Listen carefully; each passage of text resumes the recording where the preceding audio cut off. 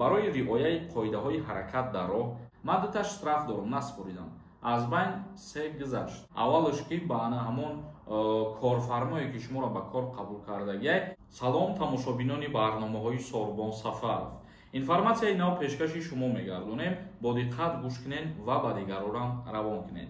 Касе ки мехоҳад границаи Қазоқистон пересикат кунад барои аз нав кардани документҳош, номерошон мебурояд зангшон бизанед, аз дари хонатон мегиранд, граница хучон мегзаронандон. Дар шаҳри Душанбе амалиёти тасмаи бехатарӣ ва скутер баргузор мегардад. Милисияи шаҳри Душанбе мегӯяд, аз 15 то 25 сентябр дар ҳудуди пойтахт амалиёти скутер баргузор карда мешавад. Ба гуфтаи ин ниҳод, ҳадаф аз ин чорабинӣ баланд бардоштани маърифати шаҳрвандон барои риояи қоидаҳои ҳаракат дар роҳ, пешгирии ҳодисаҳои роҳу нақлиёт ва таъмини амнияти ҳаракати сокинону мусофирон сурат мегирад.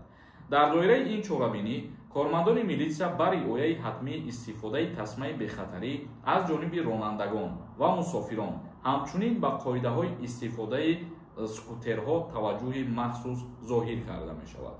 Дар робита ба ин, мақомот аз шаҳрвандон хостанд, ки бо эҳтиёт дар роҳҳо ҳаракат карда, қоидаҳои ҳаракат дар роҳро қатъиян риоя намоянд. Чӣ ки медонед, тақрибан 1 моҳ пеш дар вилояти Суғ низ чунин кор роҳандозӣ шудагӣ буд, ки ана ҳамин мототсикл ва скутерҳоро рейдҳо гузаронда буданд, аз ҷонибе ки бисёр қоидавайронкуниҳо карданд. Ва инчунин дар шаҳри Душанбе низ милисия чунин тасмим гирифт, ки рейд ташкил кунанд дар бораи ана ҳамин нақлиётҳое ки тасмаи бехатарӣ бо хучон мекунанд ё ин ки не, ё дар бораи ана ҳамин скутерҳо.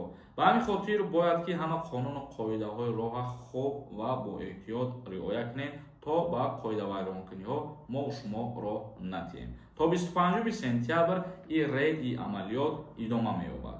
мо хостем ин информатсияро ба маълумоти шумо бирасонем. Комментарияҳоро мехонем ва ба саволотон ҷавоб мегардонем. Бо диққат гӯш кунед. ширкати шифофармо ҳиҷомаи ройгонро дар шаҳри Москва барои шумо пешниҳод мекунад. Инчунин доруҳои гиёҳӣ барои простатит, доруҳо барои қадро баланд кардан, барои мӯи сар ва риш баровардан, барои фарбе ё хароб шудан. боварӣ надоред, худи ҳозир дар рақамҳои рӯи экран дар тамос бошед. шифофармо дар хизмати шумо. Нозимов нависонда. Салом Сорбон. Хубӣ иншаллоҳ, зинда бошӣ. Хизмати хуб мекунӣ барои муҳоҷирон. Шукрона худованд хуб ҳастем. Шуморо ҳам сарбаланд ва хонаобод бошед. Касе ки моро тамошо мекунад ва бо мафҳуми хуб баҳогузорӣ мекунад. Як нафари дигар нависондае ки ассалому алайкум акаи Сорбон. Ман метавонам ки ҳозир границаи Қазоқистон бурам ва абрад набудром документ кунам. Ба кӣ бурам? Амира мефаҳмондем.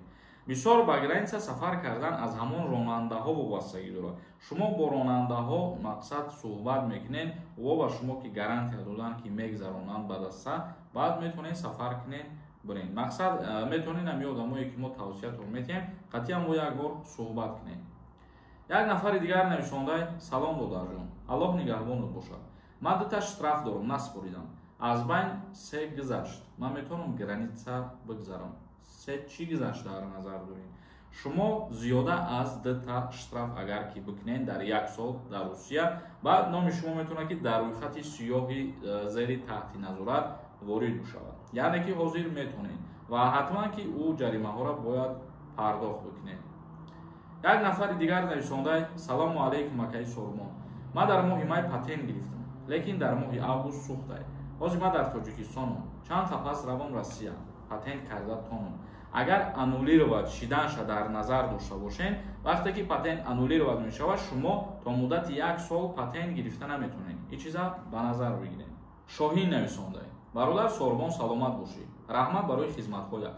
Як савол бираҷон. Дар корхонаи мо иҷозати зист нест. Бародарон дар вагонҳо зиндагӣ мекунанд. Раис иҷозат намедиҳад ки геолокатсия монанд. онҳо бояд чӣ кор кунанд?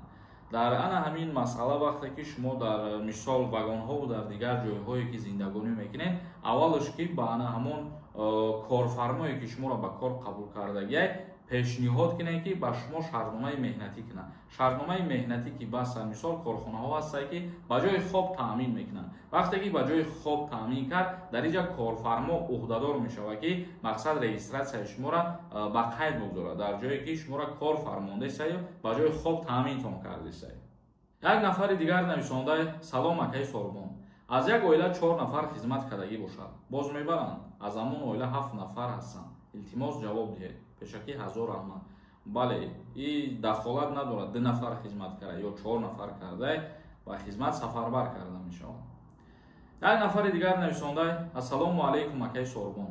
ҳозир пеш аз Россия рафтан. мо бояд чӣ документҳоро тайёр кунем ё чӣ программада пайваст шавем? мефаҳмонед. пешакӣ раҳмат ака. агар шумо ба нияти кору фаъолият Россия сафар карданӣ бошед, дар фурудгоҳ рӯайдӣ дар худтона сабти ном мекунед ва сафар мекунед. тамом, ин ҳам қадар чизае. як нафари дигар нависондаи салом акаи Сорбон. даъваткунӣ ба хизмати ҳарбӣ сар шидагӣ ҳаст ё ки не? ҳозир сар шидагӣ нест. аз моҳи оянда сар мешавад. як нафари дигар нависондае ки ассалому алайкум бародар. баъди видварения 5 сол тамом шавад. кай мумкин ҳаст рафтан?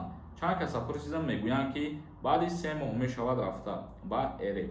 аз 40 рӯз то 60 рӯз муҳлат дар коре ки аз бас задани ана ҳамон проблемаи шумо нест шавад.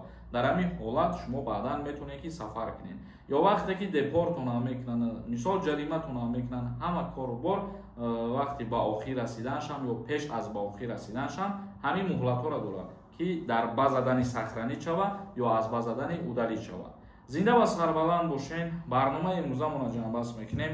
саволҳо бошад бинависонед. худованд ҳамаи мо шуморо нигаҳбон бошад.